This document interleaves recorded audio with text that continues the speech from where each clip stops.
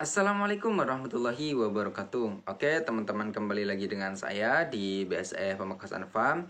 Di sini tentunya saya masih membahas seputar mesin tetas atau penetas telur karena latar belakangnya masih mesin tetas ya, teman-teman.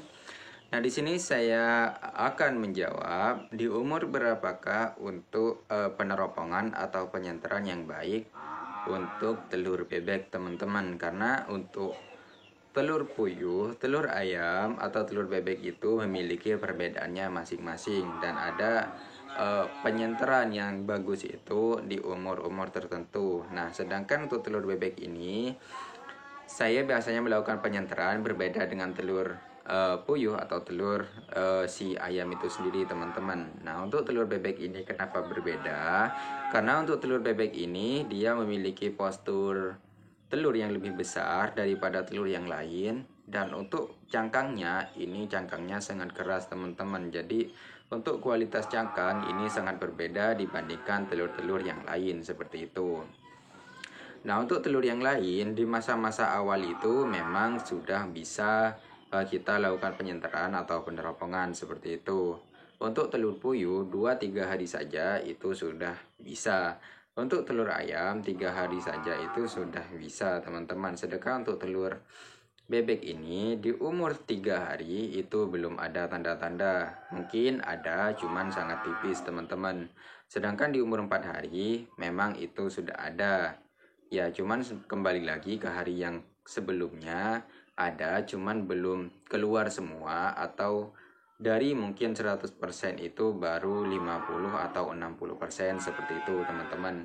Nah, makanya untuk lakukan penyenteran atau peneropongan itu saya biasa lakukan di umur 5 hari. Nah, di umur 5 hari ini saya rasa untuk telur bebek ini adalah hari yang pas, tidak terlalu lama dan tidak terlalu cepat seperti itu. Nah, di umur 5 hari ini kita bisa lakukan penyenterannya dengan sempurna. Jadi kita tidak perlu khawatir embrionya itu masih tipis atau belum muncul seperti itu. Jadi di hari kelima ini sudah bisa sangat-sangat dipastikan kalau telur itu fertil menjadi embrio itu pasti terlihat. Sedangkan kalau telur itu memang non fertil atau infertil itu ketika kita lakukan penyenteran itu tembus pandang dan bisa langsung kita pisahkan, teman-teman. Oke, langsung saja mungkin kita langsung ke penyenteran atau peneropongannya. Untuk mesin tetas yang ini yang ada di atas ini sudah saya lakukan penyenteran atau peneropongan. Ini tadi sudah selesai. Jadi untuk video yang saat ini mungkin kita pakai yang di bawah, teman-teman. Ini sama-sama telur bebek dan harinya pun juga sama.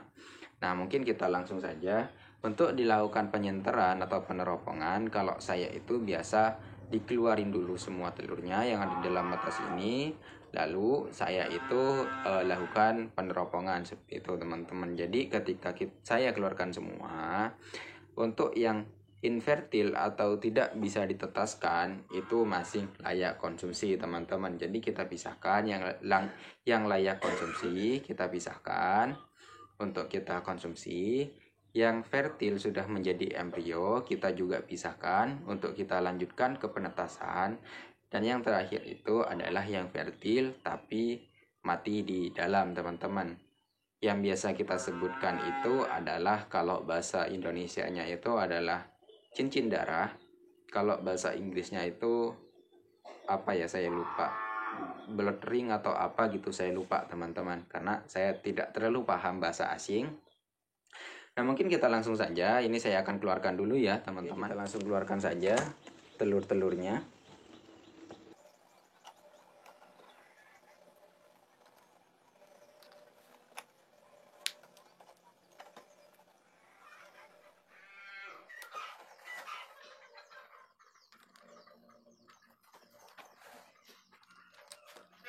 Oke, teman-teman, untuk telur-telur bebeknya ini sudah keluar semua ya.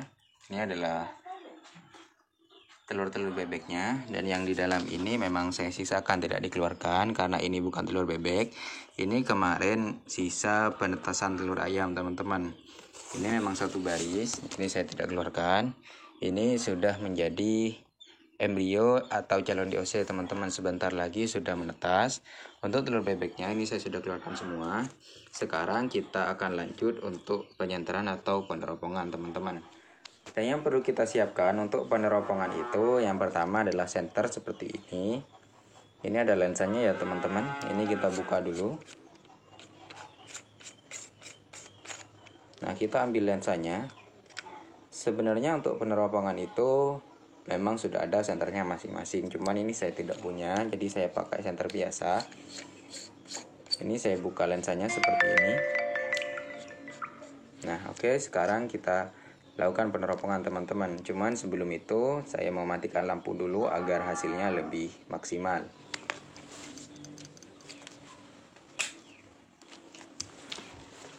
Nah, di sini lampu sudah mati ya, teman-teman. Sekarang kita lakukan peneropongan. Nah, peneropongan seperti gimana? Peneropongannya kita tinggal masukkan saja telurnya ini ke dalam senter ini, teman-teman. Lalu kita nyalakan. Nah, di sini ini terlihat ya. Nah, ini ada apa ini namanya? Ada urat-uratnya. Terlihat ya, teman-teman. Nah, ini bagian sini ini ada urat-uratnya. Ini artinya fertil, teman-teman. Nah, untuk yang fertil ini kita pisahkan, kita tumpuk ke bagian fertil, teman-teman.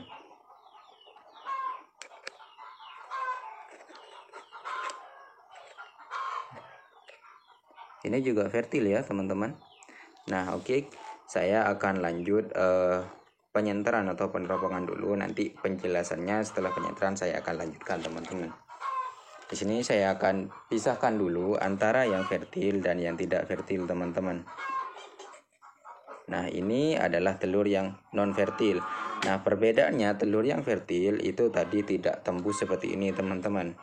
Jadi di dalam itu ada bayangannya. Sedangkan untuk telur yang infertil atau tidak fertil ini tembus pandang, teman-teman. Nah, ini karena tidak fertil dan tidak ada embrio, ini masih bisa kita konsumsi dan ini sangat layak untuk kita konsumsi, teman-teman. Nah, ini kita pisahkan ya dari yang fertil tadi. Kita lanjut penyenteran.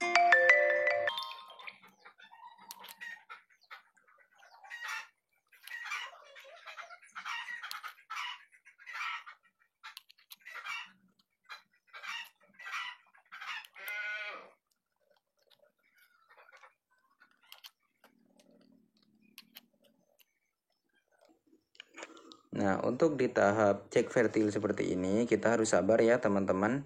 Karena ini kita harus melakukan pengecekan satu persatu.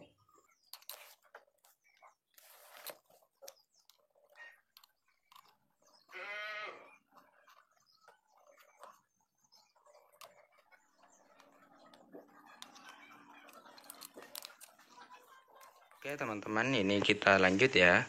Ini saya sudah lakukan penyenteran. Untuk yang banyak ini adalah telur yang fertil, embrionya yang sudah berkembang sesuai yang saya perlihatkan tadi ke teman-teman. Ini cukup banyak ya. Sedangkan yang non fertil atau yang tidak ada fertilnya ini ada 6 butir, teman-teman. Nah, ini non fertil, ini yang layak kita konsumsi, teman-teman. Ini masih kita bisa konsumsi, bisa kita masak. Nah, sedangkan yang fertil ini nanti kita lanjutkan lagi untuk penetasannya. Kita bisa langsung masukkan lagi ke mesin tetas. Dan ini juga ada satu yang mengalami kematian di masa awal. Nah, ini disebut cincin darah atau blood ring. Nah, ini tidak bisa ditetaskan, teman-teman. Selain tidak bisa ditetaskan, untuk ini tidak bisa dikonsumsi juga, teman-teman, karena ini sudah ada janin yang sudah berkembang, cuman di hari kelima ini dia sudah mati, dan ini penyebabnya banyak, teman-teman.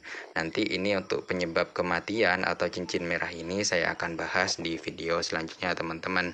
Nah, sekarang kita langsung saja ke tahap memasukkan telur ke dalam mesinnya, teman-teman. Sekarang kita masukkan saja telur-telurnya ke dalam mesinnya.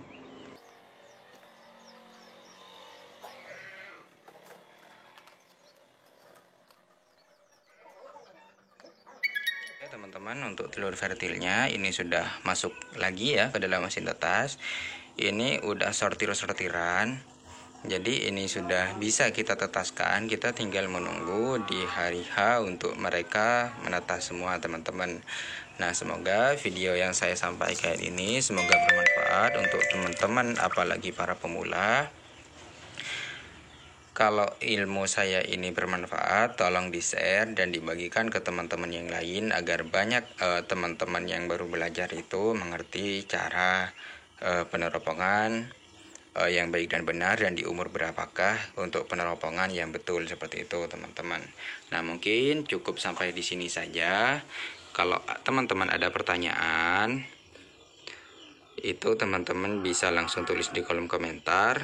Nanti kalau bisa saya akan jawab satu-satu, tapi kalau tidak bisa saya akan buatkan videonya agar teman-teman bisa mendengarkan di konten-konten saya selanjutnya, seperti itu. Mungkin cukup sampai di sini. Wassalamualaikum warahmatullahi wabarakatuh.